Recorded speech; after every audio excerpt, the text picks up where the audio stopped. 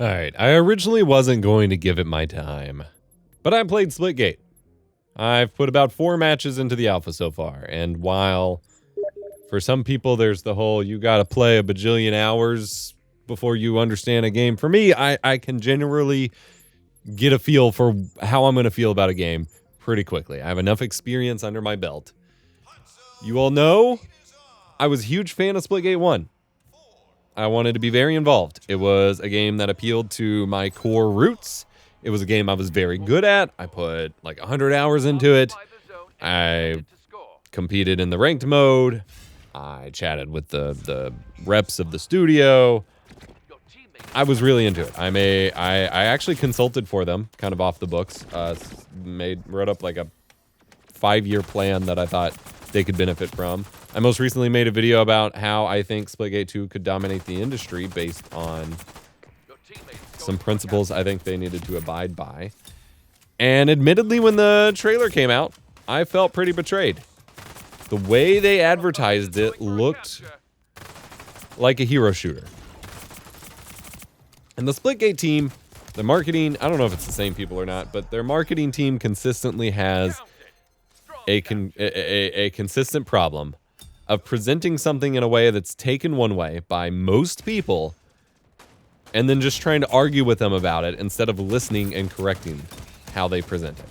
This was an issue when they announced that they were just randomly ceasing development of Splitgate 1 to make Splitgate 2 after failing to capitalize on their massive success a couple summers ago.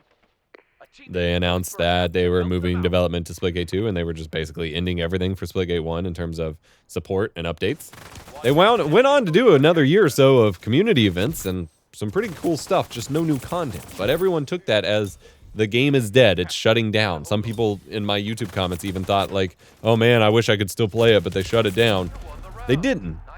But instead of producing better marketing copy, better marketing language, changing the narrative in their favor, they just wanted to argue in replies. Like, no, it's not shutting down. It didn't go anywhere. What are you talking about?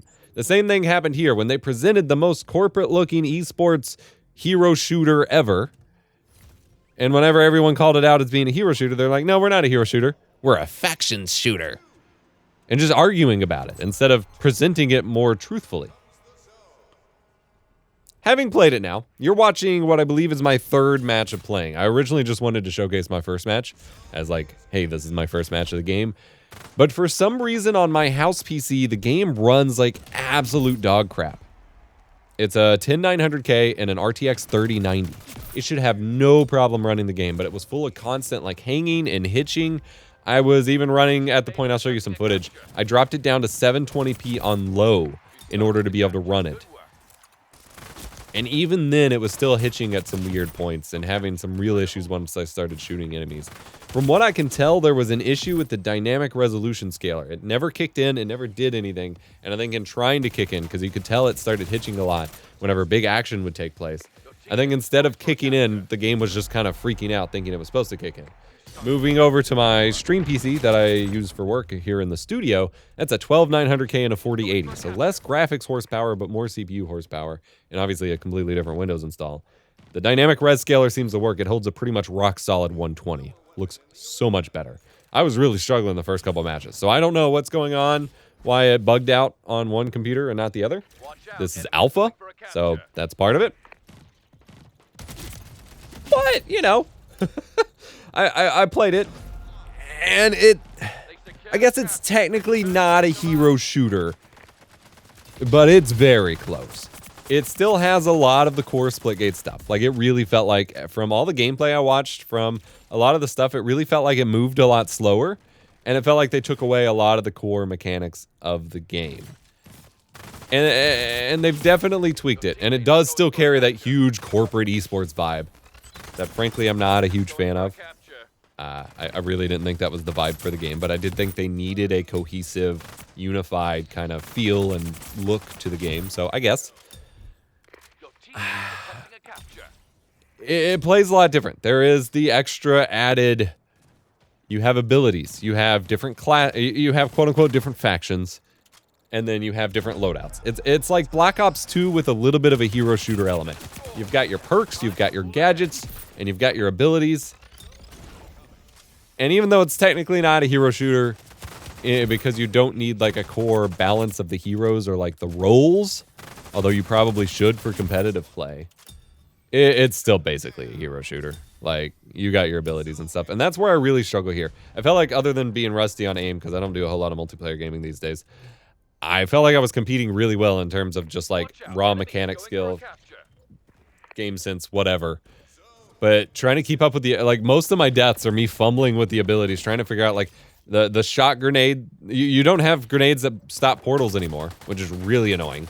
But one class loadout has an optional shot grenade that stuns enemies and disrupts portals. And it's supposed to do it on impact, but it, like, reacts kind of weird. Some of the other abilities I haven't fully grasped yet. And then, like, the guns are tweaked really weird. Like, the rocket launcher doesn't kill the way you'd expect it to. The shotgun is a railgun shotgun, so there's this huge delay on it, which is really disorienting. The SMG is cool, the assault rifle's cool, the pistol feels great. There's the power weapon SMG that you can break out into a dual wield scenario, which is freaking sick. So there's some cool stuff. Admittedly, it doesn't feel unfun. Originally, when I saw the announcement, I was like, oh, this just looks, I'm just not even gonna touch it. I'm glad I tried it out here, because it's definitely an enjoyable experience. I think they are swinging a little too far away from their core audience. And that's going to be all they have to start out with. They're getting a big marketing push again from streamers playing it and whatever. But we saw what happened last time. They couldn't deliver for it. And so they were only left with their core fans, who they then abandoned to immediately turn around and make Splitgate 2. They need to keep their core players if this game is going to survive. That is one of the biggest lessons they need to take. So I am very curious to see how this goes. I am incredibly nervous. I don't know that I'm going to be sticking with the game. Splitgate 1 was always my go-to, like, oh yeah, when I need something to quick hop in and out, Splitgate 1 was it. I don't know that Splitgate 2 is it. I am really struggling with some of the changes and the decisions that they have made. I'm just struggling to wrap my head around it. I feel pretty betrayed as a core fan of the first game and someone who thought he was listened to in terms of the pseudo-consulting I did. I don't know. It's hard. Because I am not me as myself, me as the kind of player, whatever. I'm not the most important person or type of player to the devs. But you do got to keep your core fans regardless. And I feel like they're swinging way too far in the hero shooter and the esportsy vibe for a bunch of games, for a genre that is failing right now. The core hero shooter game of Overwatch completely failed. It did great, and they just completely botched it, and it shut down. And pretty much every other hero shooter or game that has pivoted to be a hero shooter or studio that has launched a new hero shooter to capitalize on this, like, I feel they are multiple years too late to this trend. And every other game, other than the unicorn games like Apex and Fortnite's not a hero shooter, but you know what I'm saying. Other than the unicorn games, every other one is failing right now. It's failing to take off, failing to hold an audience, failing to stick with it. This studio got a $100 million investment for an indie studio that started as just like two college guys. That is too much money. That is more money than was needed to make Overwatch. They got an absurd amount of investment during their fundraising phases, and whenever they blew up, they got a whole lot of investment. Way more money than an indie studio that started with two guys should ever get, especially given how much they fumbled and failed their popularity whenever the game did blow up with Splitgate 1. Way too much money, way more money than it would take to develop an Overwatch kind of game. And you just can't make that kind of money back right now, especially with a free-to-play game, especially with microtransactions, especially in a genre where every other game is failing to launch in that kind of way. It's just not viable. And I think it serves for me as kind of the don't do this example, just because I think we need a balance in the games market. There is so much badness happening right now with the AAA space. First-person live service shooters are a dumpster fire right now. It's a miserable, cynical experience. Lots of other studios are getting shut down, layoffs. Games are being ripped from stores, completely disabled. Games that should just be offline only are online only and then shut down. There is so much happening.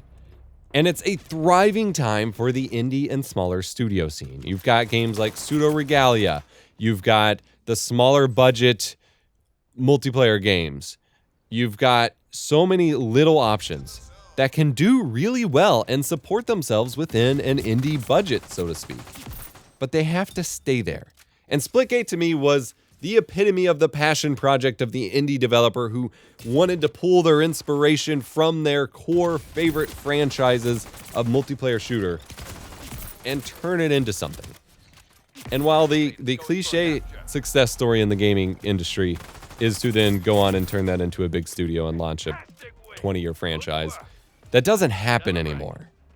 The real success story would have been staying an indie dev, working within the confines of indie development, finding that perfect niche and delivering to that niche as dialed in as possible, and succeeding there. They're trying to be Mario when they should have been Metroid.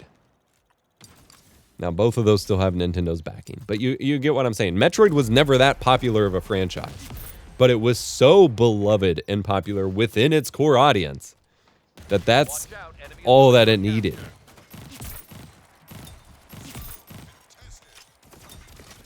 I think Splitgate appealed to a specific kind of audience that was tired of the hero shooters, extraction shooters, microtransaction-infested live service garbage, that missed the more arena-style, movement-heavy, skill-ceiling gameplay.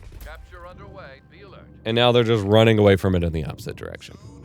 These are my concerns. I don't know that it will end up this way. These are just my concerns. I'm worried that this is what will happen. I am hopeful that that won't happen, because I'm kind of enjoying it despite all my concerns and despite all my initial butt hurt, so to speak. I was really bummed. With the announcements, I was just, like I said, I was devastated. I was afraid to talk about it on the channel, but I want to talk about it because I was enjoying it enough that I can be like, yeah, I was a little bit wrong. But ooh boy, am I as apprehensive as it gets. Let me know your thoughts in the comments below if you've been playing it. The beta only goes on for, or alpha only goes on for a few days, but I'm curious to see how it develops. Multiplayer gaming in general, at least for first-person shooters, when I'm not playing with friends, is just not appealing to me a lot lately. So I've just been rocking it in the single-player land. I do have a video coming on updated games I've been playing for this month, as there's apparently a lot. It's been a month. It doesn't feel like it's been a month, but also so much has changed for me in the past month that I felt like it was time for an update. I also just released a huge video about why I still play PS2 games in 2024. And I think it directly ties into many of my concerns and sentiments in this video. So go watch that as well. Remember to be kind. Rewind.